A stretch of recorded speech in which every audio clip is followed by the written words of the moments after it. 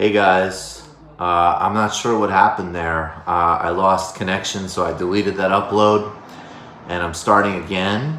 This is the end of week news roundup.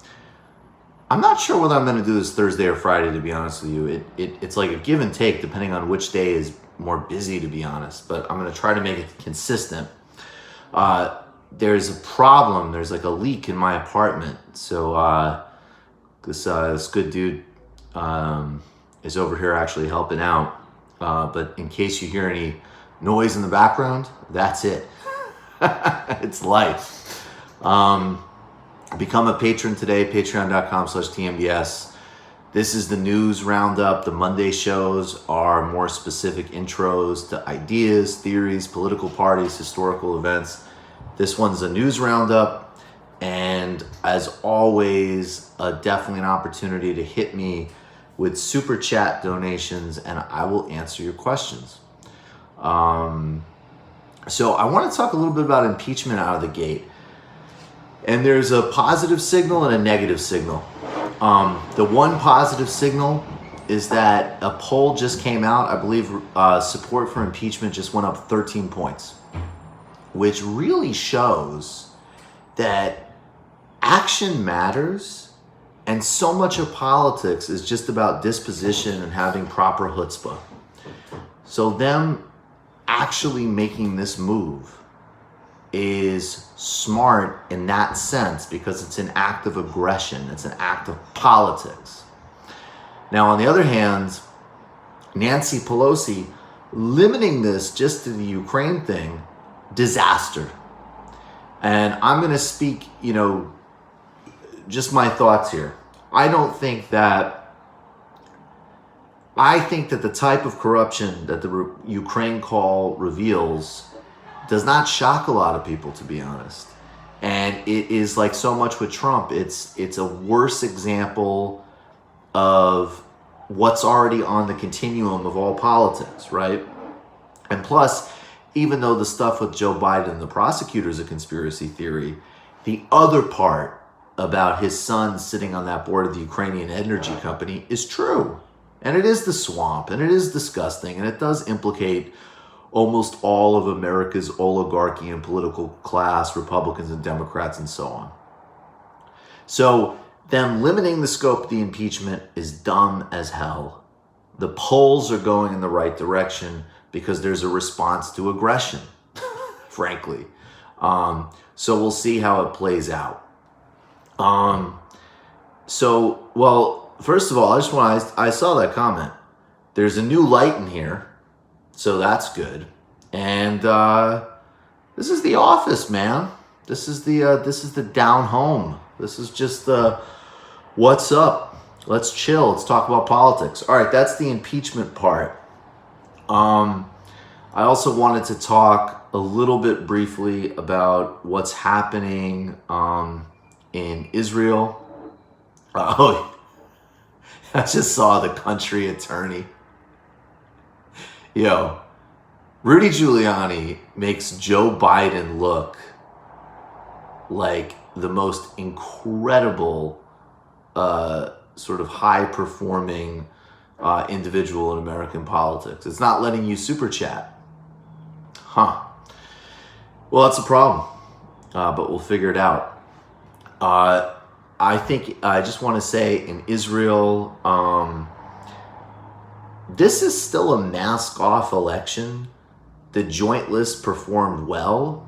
And the joint list, as I did in Monday's video, is the party of Arab civil rights and of socialism and of genuine democracy in the Middle East. But the bottom line is that we're talking about a Gantz-Netanyahu government, which is a formalization of never-ending. Oh, that works. Thank you. What do you mean? By the way, What Do You Mean has an excellent YouTube channel. You guys should go as soon as this is over and subscribe to it. She does great content. And thank you. Gantz is a center-right candidate who's for a perpetual occupation of Palestine, who's responsible for crimes against humanity in the 2014 Israeli bombardment of Gaza, where they bombed schools and hospitals, and killed well over 1,000 Palestinian civilians. So this is an incredibly, and Netanyahu survives. I mean, even with all of the corruption scandals, even as he, even just on a PR level, right? The objective reality is that Israel's been an apartheid state for a very long time. But the fact that Netanyahu just destroys Israel as a brand proposition and yet still survives politically is significant. And definitely elemental for understanding the broader dynamics of Israel-Palestine. Country. I will just say, Rudy Giuliani, country lawyer, is a bit I was doing on the Majority Report. He said in one of these interviews where he literally looks like some mashup of Joe Pesci and Goodfellas and Joe Pesci and JFK. And he's just sweating and going all over the place to explain the various nonsense that these people are up to in Ukraine and his relationship with Trump. And at one point he goes, hey, I'm just a country lawyer. I stand up to bullies. I come from rural Canarsie, Brooklyn, where I'm a fucking country lawyer. He said, I remember when Amadou Diallo tried to bully me after the NYPD tortured him in a friggin' basement. But I stand up to bullies like black guys that the NYPD murdered. There will definitely be a lot more Rudy Giuliani, country lawyer. If Rudy Giuliani was in my cousin Vinny, he would have gone down south and made a deal with the corrupt local police and judge to keep his cousins in jail. It wouldn't work because Vinny was a great guy. My Cousin Vinny's a great movie, by the way.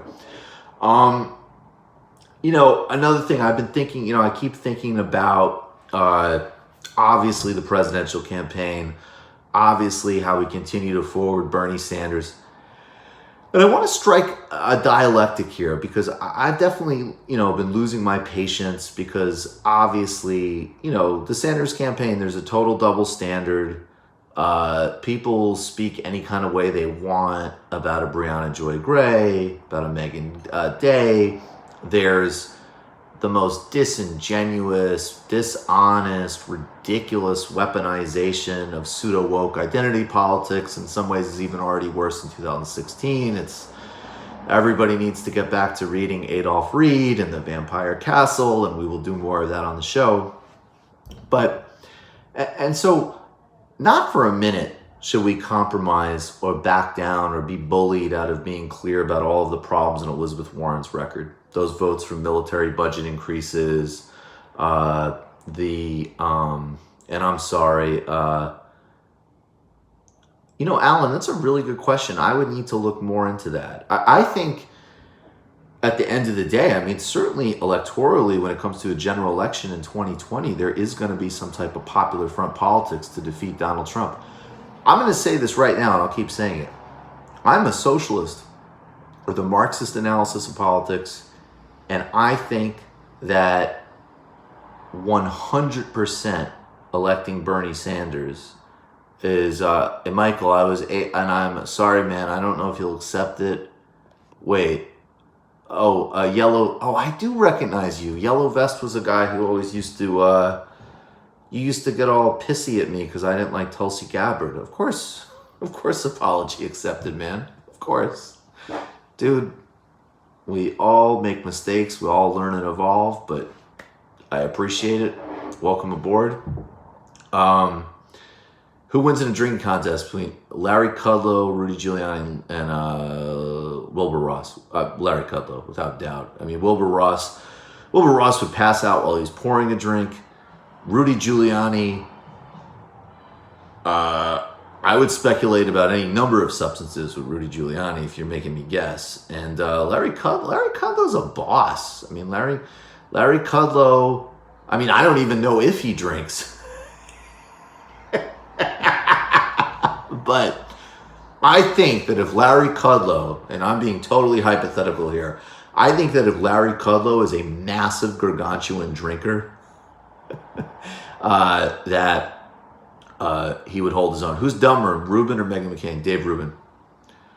It's a hard one. They're both two of the stupidest people in the game, but Dave Rubin is extraordinarily stupid. So anyways, look, I'm not going to be, don't let people gaslight you. Don't let people bully you. Don't let people use toxic formulations against you or false equivalencies to not be 100% clear about the differences between Bernie and Warren on policy, on history, on theories of change, and on depth and range of change.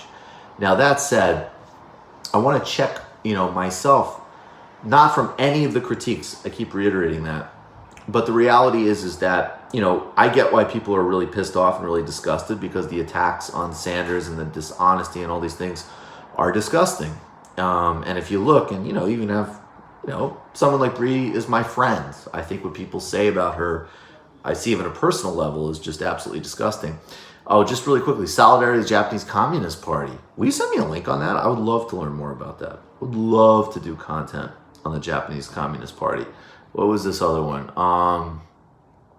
Jamal, this is Communist Gorka. Warren, Biden or Warren, who has a better chance of winning the general? I really don't know. That's totally up in the air for me, to be honest with you. I have major concerns about Elizabeth Warren's electability. I'm not going to lie to you.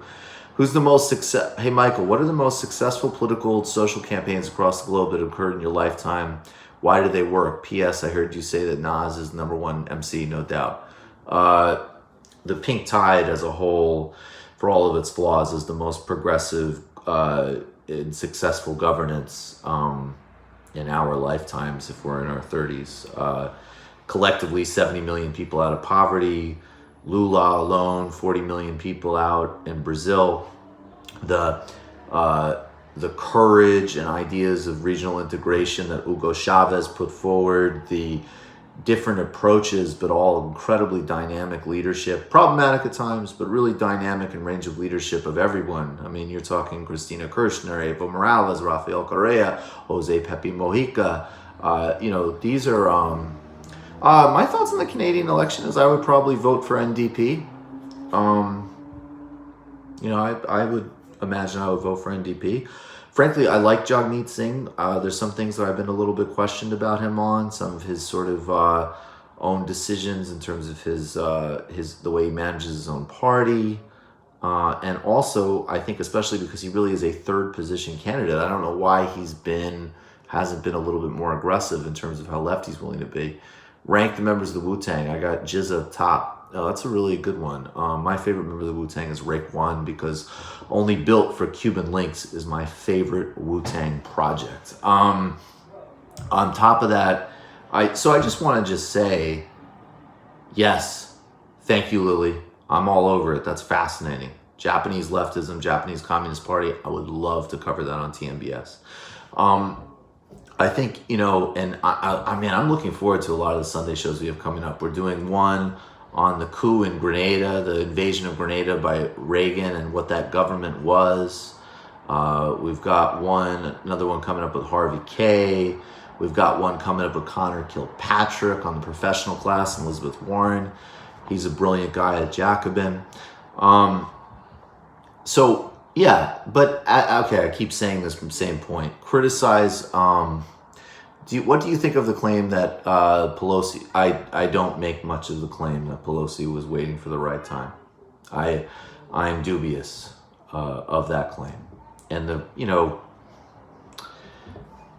you saw this with Obama a lot. I mean, Obama could be obviously extremely savvy, but there was times where it was like, no. Like, Obama started talking about a little bit about, thank you, Alec, man, about income inequality because of Occupy Wall Street and the economy still being stagnant for most Americans, not because of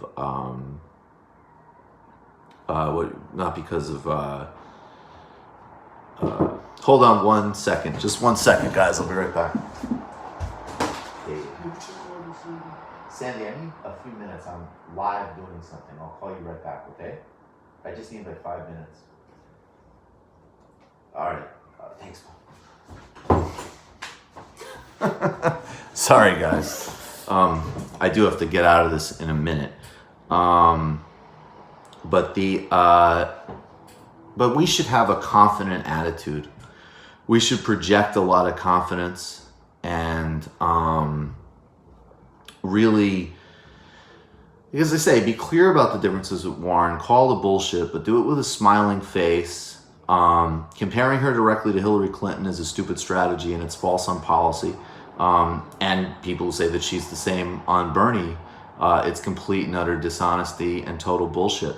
We just need to keep clear, focused, and sustained, and have that happy warrior spirit, because again, you're thinking about the millions of people that aren't immersed in this, and they just need to have a sense of positivity and energy and momentum. Please look into the occupation of Hawaii, even if you don't believe. I think Mauna Kea is an incredibly important issue, and we have covered it, and I would be happy to cover it more. And I think indigenous sovereignty issues as connected with climate is fundamental to any strategy moving forward. So, that being said, so anyways, I don't know if that makes sense. Don't back down for a second on being 100% clear about the many, many, many problems in Elizabeth Warren's record, the unclearness on healthcare and so on. Don't let people obscure the differences and gaslight. Don't let people smear and lie about Bernie, but do it in a positive way. Don't overstate the case, and be appealing for the broader mass of people that are not, in these spaces. That's the dialectic we need to balance. And sometimes I'm getting afraid that some people around Bernie are already doing the kind of noble loser thing where it's like, hey man, Bernie did it first, and then Warren was the knockoff band that took his, his plan to. Yes, I will do a program on COINTELPRO, definitely. That Warren took his demo and got the, Tower Records contract. Man, that's all true, by the way. But I think that we just need to say, in many key ways, at least in how these things are getting pushed. But I think that we need to really just say, look, with a smile on our face, Bernie Sanders is better. He's got a way better theory of change. His foreign policy is excellent. Hers is bad. His domestic policy will provide significantly more progress and relief, and is a serious strategy for redistribution, change, and dealing with all the hierarchies that plague our society.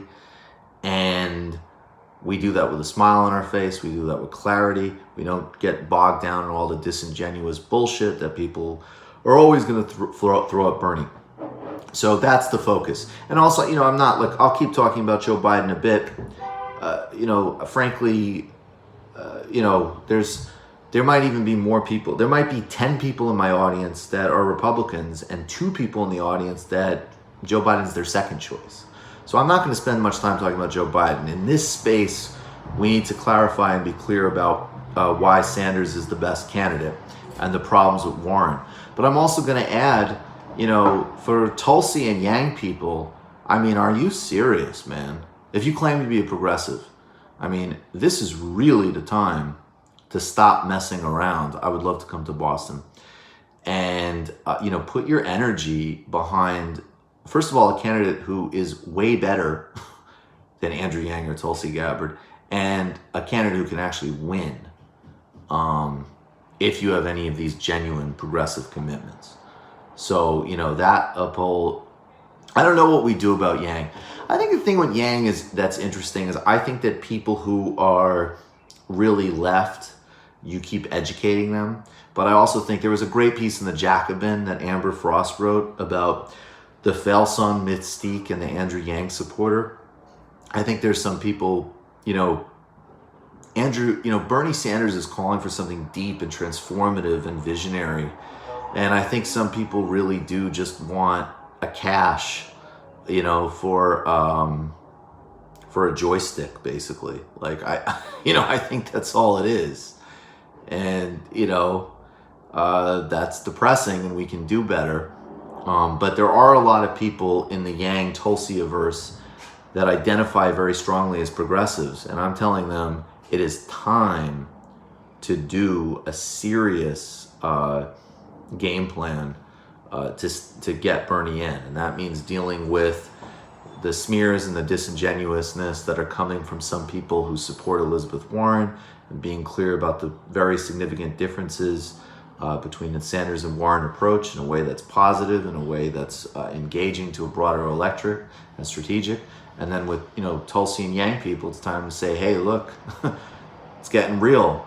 Are you guys here to actually show up for the real change candidate, or to just be a spoiler with people that are significantly to the right of Bernie? And I appreciate Yellow Vest, because my God, like, are we still playing games about Tulsi Gabbard being some leftist hero? And it's even especially on foreign policy. Bernie's putting points on the board in every single area. And if you're real about it, you're backing Bernie.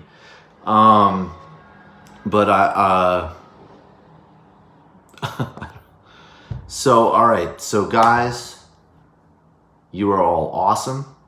I appreciate all of you. Go to patreon.com/TMBS. Get 2 times the extra content.